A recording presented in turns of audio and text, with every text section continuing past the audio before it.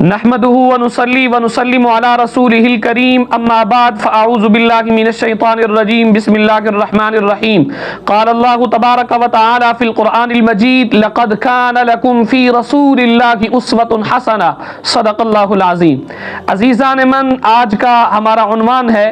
رمضان المبارک کی ان بابرکت اور عظیم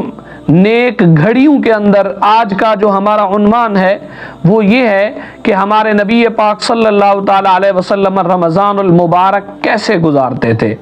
کیونکہ اللہ تعالیٰ نے قرآن کریم کے اندر اپنے نبی کے متعلق ارشاد فرمایا تمہارے لیے رسول اللہ صلی اللہ تعالیٰ علیہ وسلم کی زندگی بہترین نمونہ ہے۔ گویا کہ میرے نبی کا رمضان المبارک کے اندر ہر کام کرنا امت کے لیے بہترین راستہ ہے۔ میرے نبی کا قرآن پڑھنا، میرے نبی کا تلاوت قرآن مجید کے ساتھ ساتھ ترجمہ فرمانا، میرے نبی کا صحابہ کو تعلیم دینا، میرے نبی پاک صلی اللہ تعالی علیہ وآلہ وسلم کا اپنے صحابہ کرام کو دین کے مسائل سکھانا، دین کی تعلیم دینا، دین کی تربیت دینا۔ گویا کہ ہر پہلو کے اندر رب ذوالجلال نے اپنے حبیب کے بارے میں فرمایا تمہارے لیے رسول اللہ صلی اللہ تعالی علیہ وسلم کی زندگی بہترین نمونہ ہے۔ تو آئیے دیکھتے ہیں حدیث پاک کی روشنی کے اندر کہ ہمارے نبی کون سے افعال کرتے تھے۔ بخاری شریف کی حدیث ہے، جناب سیدنا حضرت عبداللہ ابن عباس رضی اللہ تعالی عنہما سے حدیث مروی ہے۔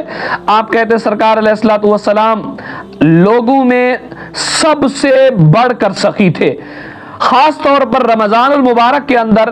آپ بہت زیادہ سخاوت فرماتے تھے۔ جناب جبرائیل امین رمضان المبارک کی ہر رات ملاقات کے لیے میرے نبی کی بارگاہ کے اندر حاضر ہوتے تو سرکار علیہ الصلوۃ والسلام ان کے ساتھ قرآن عظیم کا دور فرماتے تھے۔ جب بھی حضرت جبرائیل امین علیہ الصلوۃ والسلام سرکار علیہ الصلوۃ والسلام کی خدمت میں آتے تو سرکار علیہ الصلوۃ والسلام تیز چلنے والی ہوا سے بھی زیادہ خیر کے معاملے میں سخاوت فرمایا کرتے تھے، یعنی سرکار علیہ الصلوۃ والسلام کثرت کے ساتھ سخاوت فرماتے تھے۔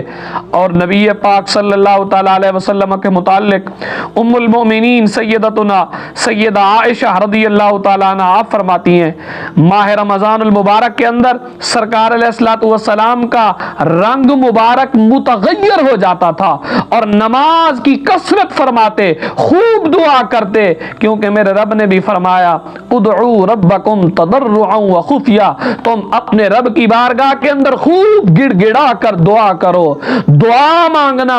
دعا اللہ کی بارگاہ کے اندر کرنا، اللہ کو یاد کرنا، یہ بندہ مومن کا ہتھیار ہے۔ تو میرے نبی خوب دعا کرتے تھے، خوب عبادات کرتے تھے۔ میرے نبی پاک صلی اللہ تعالی علیہ وسلم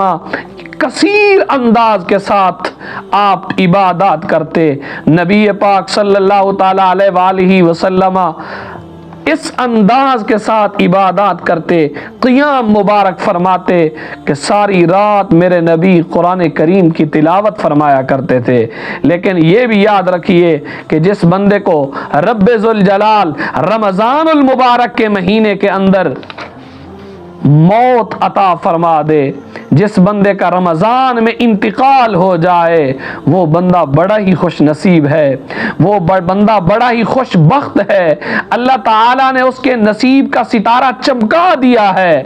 حضرت جناب سیدنا عبداللہ بن مسعود کہتے ہیں سرکار علیہ الصلوۃ والسلام نے ارشاد فرمایا جس بندے کو رمضان المبارک کے وقت موت آئی، رمضان المبارک کے مہینے میں موت آئی،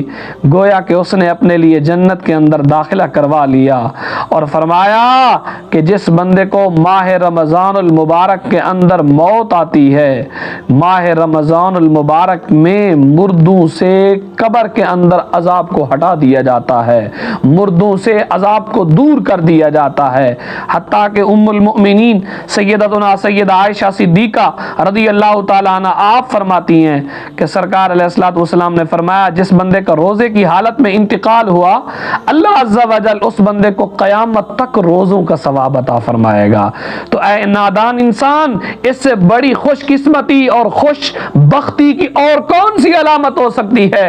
کہ جس بندے کو رمضان میں موت آئے، جس بندے کو رمضان کے اندر اللہ تعالیٰ موت نصیب فرما دے، کیونکہ میرے نبی نے فرمایا یہ مہینہ مغفرت عامہ کا مہینہ ہے، یہ مہینہ سخاوت کا مہینہ ہے، یہ مہینہ صبر کا مہینہ ہے، یہ مہینہ دعا کا مہینہ ہے۔ تو بندہ مومن کو چاہیے اپنے نبی کی تعلیمات کے مطابق زندگی گزارے، اور رب نے بھی فرمایا تمہارے لیے رسول اللہ صلی اللہ تعالی علیہ وسلم کی زندگی بہترین نمونہ ہے۔ انسان جب اپنے نبی کی تعلیمات پر عمل کرے گا، قرآن کثرت کے ساتھ پڑھے گا، دعا کثرت کے ساتھ کرے گا، نماز کثرت کے ساتھ پڑھے گا، اللہ کو کثرت کے ساتھ یاد کرے گا، تو رمضان المبارک کی برکتوں کو بھی حاصل کر لے گا۔